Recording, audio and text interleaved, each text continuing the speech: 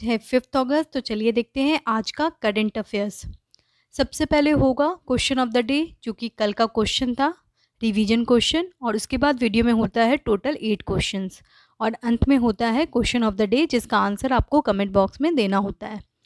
तो कल का क्वेश्चन था, in which city Amit Shah has laid foundation stone of institute of forensic science. जी हाँ, अमित शाह ने इंस्टीट्यूट ऑफ फॉरेनिक साइंस का फाउंडेशन स्टोन रखा है, यानी कि इंस्टीट्यूट ऑफ फॉरेनिक साइंस कहाँ बन रहा है? तो जी हाँ, लखनऊ में बन रहा है। यूपीपीसीएस एग्जाम के लिए बहुत ही इंपॉर्टेंट क्वेश्चन है ये। देखिए, institute of forensic science establish हो रहा है लखनऊ में, और इस इंस्टीट्यूट को एफिलिएशन मिलेगा गुजरात बेस्ड नेशनल फॉरेनिक साइंस के द्वारा, और ये ऑपरेट किया जाएगा होम मिनिस्ट्री के अंतर्गत।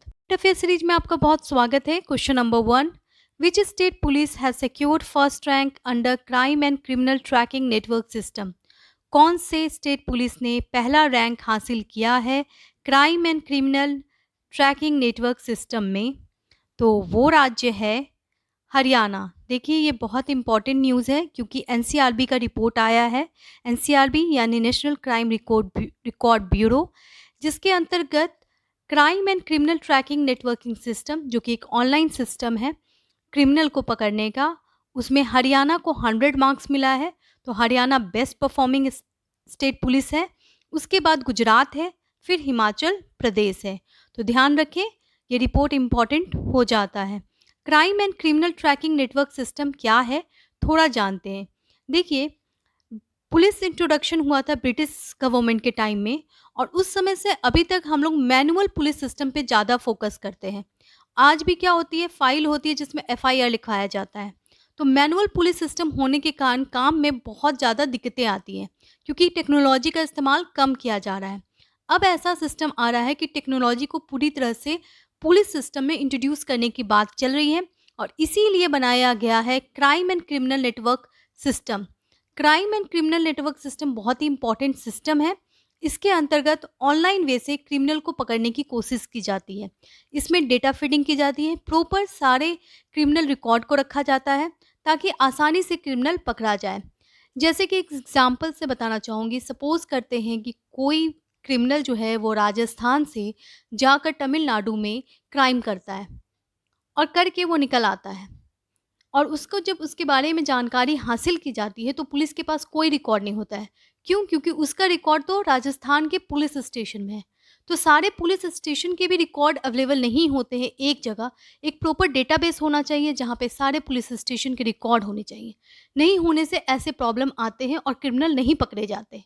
तो एक proper record based database system बनाने की बात चली थी, और इसीलिए बनाया गया था crime and criminal network system. और इस ऑनलाइन क्रिमिनल ट्रैकिंग सिस्टम में टॉप करता है हरियाणा। अबाउट 14,000 पुलिस स्टेशन को एक जगह रिकॉर्ड में रखा गया है। तो बहुत ही इंपॉर्टेंट है ये न्यूज़। आगे बढ़ते हैं, टोक्यो ओलंपिक्स 2020 के इंपॉर्टेंट न्यूज़ देखते हैं। Question number 2, Neeraj Chopra has qualified men's javelin throw final in the first attempt with the throw of. अभी हाल में नीरज चोपड़ा ने क्वालिफाई कर लिया है men's javelin throw final Olympic में, पहले ही अटेम्प्ट में। आपको बताना है कितने थ्रो करके उन्होंने ये क्वालिफाई किया है। तो इन्होंने थ्रो किया था 86.6 मीटर। बहुत ही इंपॉर्टेंट न्यूज़, 86.6 मीटर से नीरज चोपड़ा ने क्वालिफाई कर लिया है जैवलिन थ्रो। आप ये देख रहे हैं, ये जो स्टिक है इसे कहते हैं जैवलिन, और इसको थ्रो करने पे इन्होंने ये क्वालिफाई किया है, और ये इनका पहला अटेम्प्ट था। क्वेश्चन नंबर 3 पे आएंगे, जो कि ओलंपिक से रिलेटेड है। Ravi Dahiya has assured to play Olympic final, he belongs to which game? अभी हाल में रवि धालिया भी ओलंपिक फाइनल में पहुंच गए हैं। आपको बताना है किस गेम में। आशा करते कि आप न्यूज़पेपर पढ़ लिए होंगे आज के। जी हाँ, वो किए हैं रेस्टलिंग में। तो ध्यान रखें, रवि धालिया ने क्वालिफाई किया है रेस्टलिंग में। किस कैटेगरी में क्वालिफाई किया है, क्वेश्चन आ सकता है। तो 57 केजी कैटेगरी में क्वालिफाई किया है, और संभावना है कि इनको सिल्वर तो मिलेगा ही, गोल्ड भी मिल सकता है, सिल्वर भी मिल सकता है। तो गुड न्यूज़ फॉर इंडिया। चलिए क्वेश्चन नंबर 4 पे आते हैं। According to recent report of NCRB यानी National Crime Record Bureau, which state has highest suicide due to unemployment. Covid के सिचुएशन में अनएम्प्लॉयमेंट एक बहुत बड़ी समस्या सामने आई है और ऐसे में कौन से राज्य में सबसे ज़्यादा सुसाइड केस हुआ है?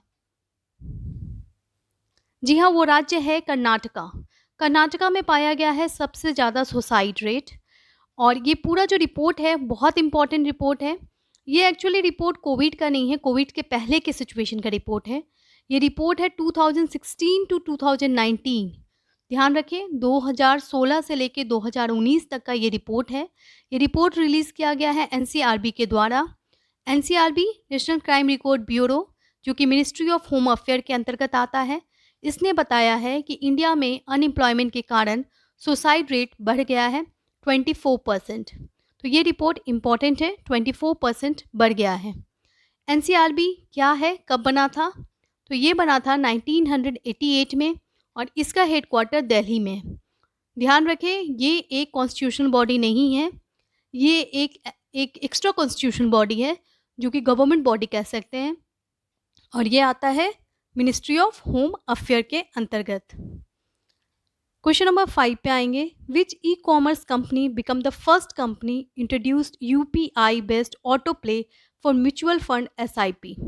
देखिए, अभी हाल में ये न्यूज़ में है, पहला ई कॉमर्स कंपनी जो कि इंट्रोड्यूस किया है UPI based auto play for mutual fund SIP. ठीक है, तो एसआईपी जो म्यूचुअल फंड का होता है उसको यूपीआई फेज में लाना, ठीक है, मतलब ऑनलाइन लाना पूरे म्यूचुअल फंड एसआईपी सिस्टम को। तो ये किया गया है फ़ोन पे के द्वारा। फ़ोन पे आप जानते हो कि ये जो कंपनी है ये एक्चुअली फ्लिपकार्ट और वॉलमार्ट की कंपनी है। तो ध्यान रखें, फ़ोन पे काफ़ी अच्छे से ग्रो भी हो रहा है डिजिटल पेमेंट सिस्टम में और ये पहला है जिसने इंट्रोड्यूस किया है एसआईपी म्यूचुअल फंड यूपीआई। ये क्या है, डिटेल में जानेंगे। एसआईपी होता क्या है, तो चलिए देखते हैं। एसआईपी यानी सिस्टमेटिक इन्वेस्टमेंट प्लान, ये एक म्यूचुअल फंड इन्वेस्टमेंट प्लान है। देखिए, म्यूचुअल फंड क्या होता है, फंड होते हैं जिसमें बहुत सारे शेयर्स होते हैं, ठीक है, और बहुत सारे शेयर होने का पर्पस यही होता है कि किसी भी शेयर का अगर गिर रहा है तो दूसरे शेयर के बढ़ने से पूरा जो ओवरऑल जो आपका जो अर्निंग है वो बना रहे। देखिए, एसआईपी क्या है, सिस्टमेटिक इन्वेस्टमेंट प्लान। इसका मतलब इन्वेस्टमेंट जो करना है आपको रेगुलर करना है, फिक्स टाइम के लिए करना है और रेगुलर करते रहना है ताकि आपकी अर्निंग बढ़े। जिस तरह का ये पिक है आपको समझ में आ रहा होगा किस तरह से अर्निंग बढ़ रही है। तो ये एक इम्पॉर्टेंट प्लान है एसआईपी म्यूचुअल फंड, जिसको यूपीआई यानी ऑनलाइन ग्राफिकल वे में अब किया जा रहा है। किसके द्वारा? फ़ोन पे के द्वारा। बहुत ही इंपॉर्टेंट न्यूज़, कस्टमर ओपन है ये। कस्टमर ओपन क्या होता है? कस्टमर ओपन क्या होता है? एसआईपी। देखिए, एसआईपी कस्टमर ओपन है, इसका मतलब आप जब चाहें इस सिस्टम को रोक सकते हैं, इसको इरेगुलर भी कर सकते हैं, कोई आपको बंदिश नहीं है। तो ये कस्टमर ओपन है। क्वेश्चन नंबर 6 पे आएंगे। नीति आयोग ने अभी हाल में एक रिपोर्ट रिलीज़ किया है पावर डिस्ट्रीब्यूशन सेक्टर से रिलेटेड। उस रिपोर्ट से रिलेटेड ये क्वेश्चन है। 1. Power distribution companies are in loss every year. Discom play good role in need of time. तो देखिए, जब आप इसको देखोगे तो आप पाओगे कि पावर डिस्ट्रीब्यूशन कंपनी जो है वो लॉस में तो है, ठीक है, ये रिपोर्ट में कहा गया है। नीति आयोग का रिपोर्ट है तो इम्पॉर्टेंट है, लेकिन डिस्कॉम कंपनी इसमें अच्छा रोल नहीं कर रही है। अगर अच्छा करती तो लॉस में होता ही नहीं। यहाँ पे स्टेटमेंट 1 ही राइट है, तो आंसर इज ए ओनली। ठीक है, यहाँ पे पूरा रिपोर्ट आया है, नीति आयोग का रिपोर्ट है, इंपॉर्टेंट है, पावर डिस्ट्रीब्यूशन सेक्टर रिपोर्ट। चलिए क्वेश्चन नंबर 7 पे आते हैं। General insurance business amendment act has passed, it is related to. अभी हाल में लोकसभा ने पास कर लिया है। लोकसभा में पास होना बहुत इंपॉर्टेंट रखता है। General insurance business amendment act, आपको बताना है ये किससे रिलेटेड है। जी हाँ, ये रिलेटेड है less regulation of government. Government का रेगुलेशन कम करने की बात की गई है इस रिपोर्ट में। इस रिपोर्ट में बताया गया है कि प्राइवेटाइजेशन की तरफ मूव करने की आवश्यकता है और इसीलिए जो मैंडेटरी नॉर्म था कि 51% गवर्नमेंट स्टेक होना चाहिए वो अब नहीं होगा। यानी कि अब प्राइवेट सेक्टर पे ज़्यादा निर्भर होगा इंश्योरेंस कंपनी। ठीक है, तो ये general insurance business amendment act है, ये ऑल इंडिया रेडियो का न्यूज़ है, इसलिए बहुत इंपॉर्टेंट हो जाता है। क्वेश्चन नंबर 8 पे आएंगे। अगर आपको वीडियो में कोई भी डाउट हो तो आप प्लीज़ पूछिए कमेंट बॉक्स में, और फ्रेंड्स वीडियो अच्छा लगे तो प्लीज़ लाइक शेयर और सब्सक्राइब कर ले चैनल को, ताकि वीडियो आपको रेगुलर मिलता रहे। Question number 8, the first biggest indigenous worship is, सबसे बड़ा इंडिजीनियस वॉरशिप कौन है? बहुत ज़्यादा न्यूज़ में है। जी हाँ, आईएनएस विक्रांत। आईएनएस विक्रांत बहुत ही इंपॉर्टेंट न्यूज़ है। आईएनएस विक्रांत जो है वो इंडियन नेवल शिप है, जिसमें एयरक्राफ्ट करियर कैपेसिटी है, यानी यहाँ पे एयरक्राफ्ट भी लैंड हो सकता है। ये डेवलप किया गया है कोचीन शिपयार्ड के द्वारा, और इसे डिप्लॉय किया जाएगा वेस्ट कमांड में, यानी वेस्टर्न कोस्ट ऑफ इंडिया में।